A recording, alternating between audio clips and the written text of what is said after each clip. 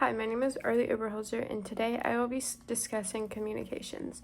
In a little more in-depth overview of what I will be discussing today, I will be going over Chapter 1 of Communications Class 120-105 at Cape Fear Community College.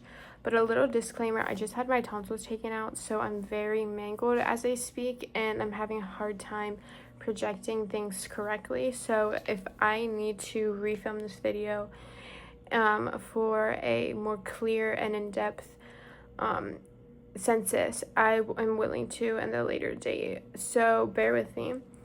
But just to begin, after reading Chapter 1 of Interpersonal Communications by Corey Floyd, I got a sense of why we communicate. What is communication? What is interpersonal communication? Well, it's our way of grounding. Like, the way I mean that is our way of grounding. It's how we grasp our sense of aliveness. So communicating is basically our sense of grounding to that we are real, that we are alive, that we are valid, that our opinions matter, that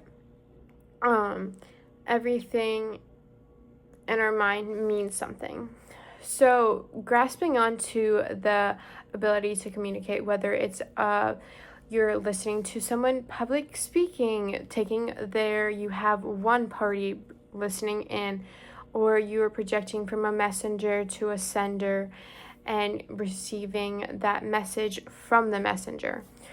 Either way, you are grasping new information, you are absorbing what you're hearing, and you are feeling it in your mind to let you know that you can form an opinion. Well, for a little citation of slide 21 here in week 1 slides, we are discussing dominant, negotiated, and opposal communicating. And what I mean in that sense is as you hear these speeches, as you hear these everyday conversations, you develop a sense of how you want to project your communications with it. So, for example, first up, you have dominant communication. You are giving someone an order. You are telling them to doing it, or you're asking them nicely, and they obey.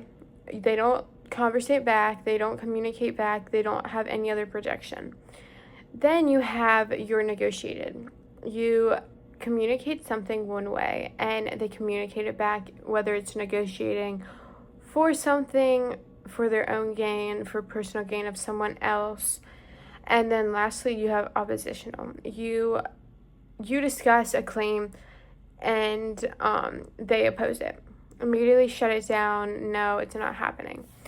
So with that, everything you talk about, everything you project out of your speaking, out of your communicating, you have your tone, your pace, your mind. You have all of these different ways to create a sense of how you're projecting your communication. And that really grasps on how and why people seem to absorb your information, whether they want to absorb it voluntarily or they happen to absorb it against their will, and they oppose it.